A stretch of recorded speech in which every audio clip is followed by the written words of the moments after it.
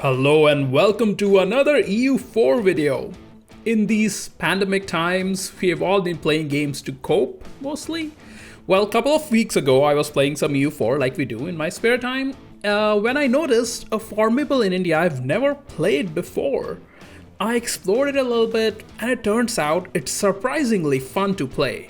So today we are going to look at one of the less known Formables in game, Nagpur, and that is the correct way to pronounce it. Nagpur is a formable in central India. To form it, you only need a handful of provinces and you need to be in the Central Indian culture group. So you could start as one of the Indian minor nations here if you're feeling adventurous, or if you want a chill playthrough, you can do what I did and start as Bahmanis. Bahmanis have a very strong start in game and they don't really have a good formable to work towards until mid-game. So let's quickly go over my early game playthrough with Bahmanis and then we'll look at what the tag Nagpur brings to the table. At the start of the game we have course on our neighbors Gujarat and Vijayanagar. Vijayanagar has slightly more army than us though. You can take them on if you want at the start. I decided to go against Gujarat first because they didn't have any strong allies. I took my course back and also took a few provinces to complete the first couple of missions.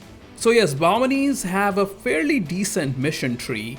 Although I think you need the Dharma DLC for the mission tree. This mission tree gives us perma claims on all of South India, most of Western India, and also parts of Persia and the Basra area. So if you follow the whole mission tree, you could take over the rich trade nodes of Coromandel, Gujarat, and the Basra Persia trade node area, and that will make you a lot of money.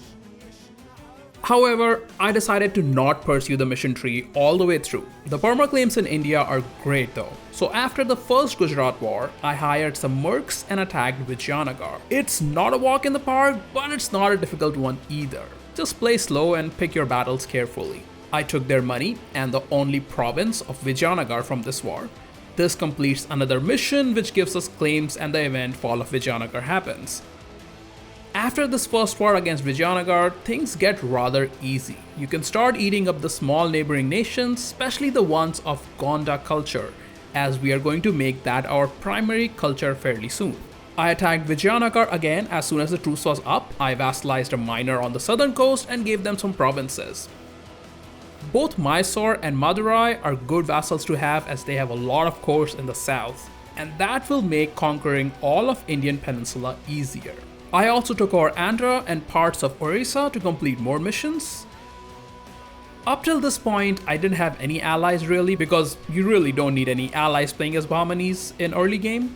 Later, you are going to fight the big guns of Jaunpur and Bengal or whoever has survived that area, and you can decide on a good ally then. In my playthrough, I decided to ally Delhi for the fight against Jaunpur. So to form Nagpur, we need a few provinces which I had by this point. We also needed to have Central Indian Culture Group as our main culture and have Admin Tech level 10.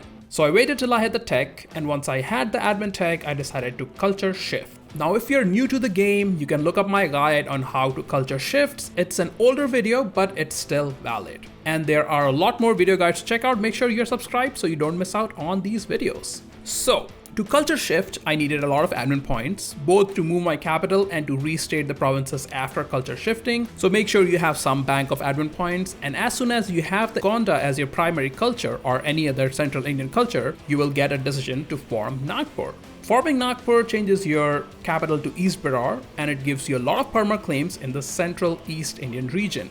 Now you might ask, why would someone want to form Nagpur? Well, it actually has a surprisingly good set of national ideas for a relatively unknown formable. It starts with 15% morale and minus 15% aggressive expansion impact. Both are huge in this region, especially the AE reduction, as typically after forming Nagpur you will want to push into the Jaunpur Delhi Bengal area, all of which are Sunni nations and will incur more AE when you take their provinces. You also get -2 national unrest, which is amazing all game long. Land leader maneuver is pretty good, -10% construction cost is good as well, plus 0.5 yearly army tradition is great, plus 10% shock damage is pretty good, production efficiency is decent, unjustified demands will save you some diplo points, and +1 leader without upkeep is very helpful in managing multiple armies. So broadly, this idea set is basically conquest focused, which is great because that's what you want to do at this point in game. Expand fast and take over all of India. I would say Nagpur is a pretty cool interim formable, as later you would want to form one of the bigger endgame tags such as Hindustan or Mughals. Mughals still remain the strongest formable nation in this region. So to wrap up this quick video, is Nagpur the best formable around here? No, it's not.